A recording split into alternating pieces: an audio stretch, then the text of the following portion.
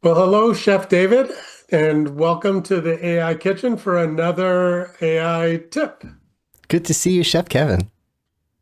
So, Chef David, this tip is called Leafy Greens, and really this is about using AI to augment an image.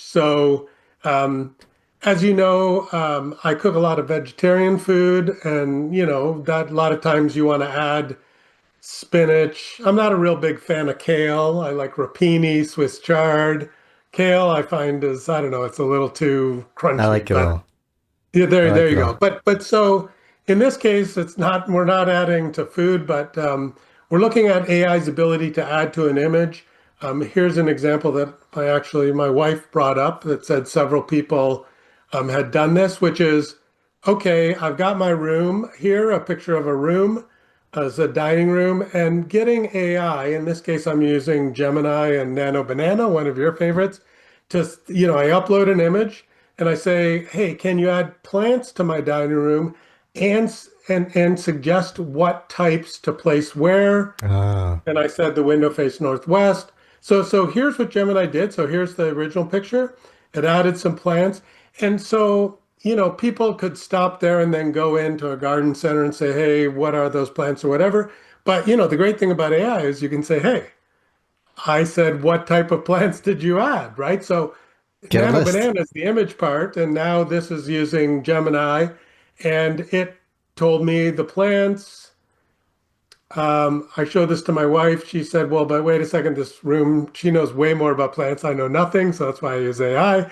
Um, she said it doesn't get a lot of light, so I told it, "Hey, it doesn't get much light because of that we got large trees Oh, outside." So then it revisited it, different and then I plants. remembered, pardon me, And it gave you different plants based on the, the, different the lighting. plants. And then I remembered and I noticed that in the original, there was, you see, with dog beds and dog toys, it's hard to see because we have two dogs. And then in the end, I said, hey, well, you got rid of my dog beds.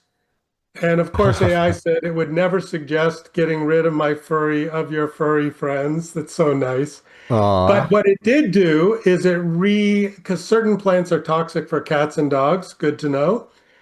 So it then um, picked the plants to make based it on dog friendly. not a lot of light and making it dog friendly. So that is leafy greens. That's in a consumer setting, but I would encourage the audience to think about in a business setting, what are some of the things that you could use to augment your scenes or your customer scenes with your products?